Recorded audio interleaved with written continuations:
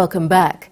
The Eastern Highlands Provincial Administration has expressed sympathy to the students of the University of Goroka following the students' clash last week.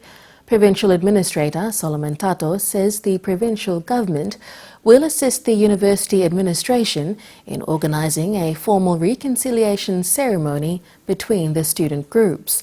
Tato says the provincial government will not interfere, but will only do so if requested by the university authority. He thanked the police for containing the situation on campus.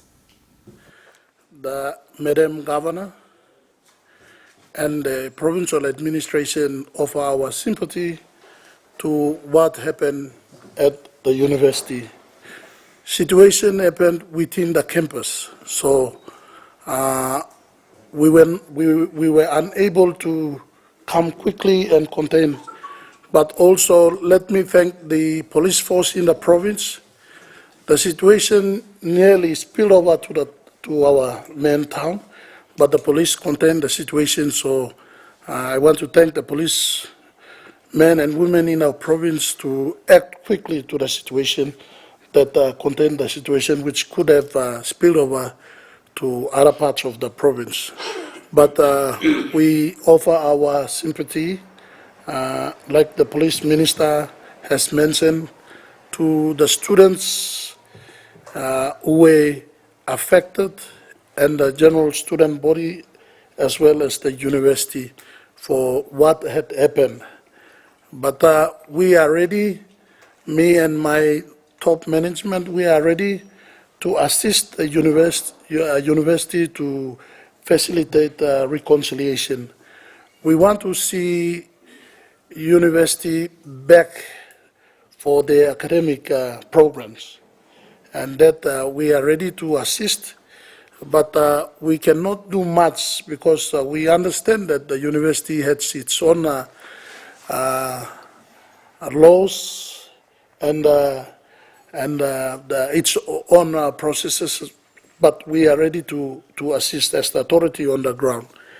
At this juncture also, I want to thank the local community within the vicinity of the university who acted quickly to assist the university in containing the situation.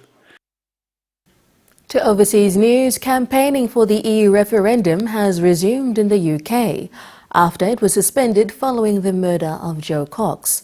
The day began with a tribute to the Labour MP who was shot and stabbed in her electorate in West Yorkshire. The Yorkshire village of Birstall is still coming to terms with the murder of their local MP. She represented love and peace all round. At a service at St Peter's Anglican Church, Jo Cox was remembered as a great humanitarian. And we would do well to recognise her as an amazing example, a 21st century Good Samaritan. As campaigning for the EU referendum resumed after a 3-day break, a topic dear to Jo Cox's heart dominated the debate: immigration. A poster unveiled by UKIP last week featuring asylum seekers walking to a refugee camp in Slovenia was criticised by both the Remain and the Leave camps. The Chancellor of the Exchequer likened it to Nazi propaganda. Putting up that disgusting and vile poster that Nigel Farage did, which had echoes of literature used in the 1930s. Michael Gove was equally appalled. Well, when I saw that poster, I shuddered. Nigel Farage hit back. Michael Gove better look at his own posters. Pictures of Abu Hamza, warnings about terrorists and murderers coming into Britain at free will. Boris Johnson distanced himself from the anti-immigration Leavers at a rally in London. Because I am pro-immigration, my friends. I'm the proud descendant of Turkish immigrants. Tomorrow, MPs on both sides of the debate will be united as Parliament returns to pay tribute to Jo Cox. Thomas Mayer is due to appear at the Old Bailey charged with murder.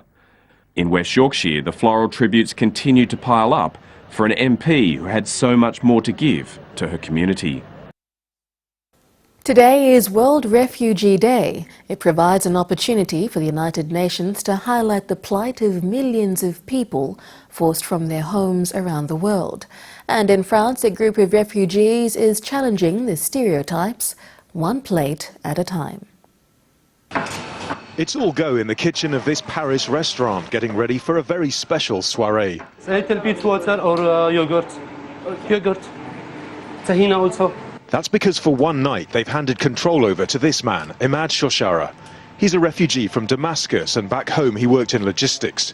Now, a year after arriving in France, he's hoping to make it as a professional chef. As a refugee, it's a bit difficult for us from many sides, as a language, as a society, as you're not gonna find the same job that you do in your country. I'm good in cooking, I have my culture, my Syrian kitchen, so I'm gonna mix it with the French. And I hope I'm going to do something different. Imad's one of a dozen or so refugees who are getting to cook at some of Paris's trendiest restaurants, part of a week-long festival. Most of them are actually experienced chefs. All of them want to contribute something to their new home. The festival's a chance for refugees, not just from Syria, but also from Iran, Chechnya, Ivory Coast, India and Sri Lanka, to work alongside established chefs and perhaps to change perceptions at the same time. When people talk about refugees, it often conjures up negative images. But being a refugee is just a status, meaning you're given protection because of persecution. It's important we remember they're people like you and me, and they have skills, especially in cooking. Well, Imad's evening is a sellout, but we wanted to know what these diners were expecting. We want to discover Syrian cooking. We heard about this event, so we came along, and we weren't disappointed. I thought it might be a bit like Lebanese cuisine or other Arab cuisine, but we're discovering lots of new things. It's all really good. Thanks to you. Imad's hoping to one day run his own food van, so this is just a start. Merci. Merci. And if this reaction is anything to go by, he's certainly got what it takes. NBC National News continues after the break. Stay with us.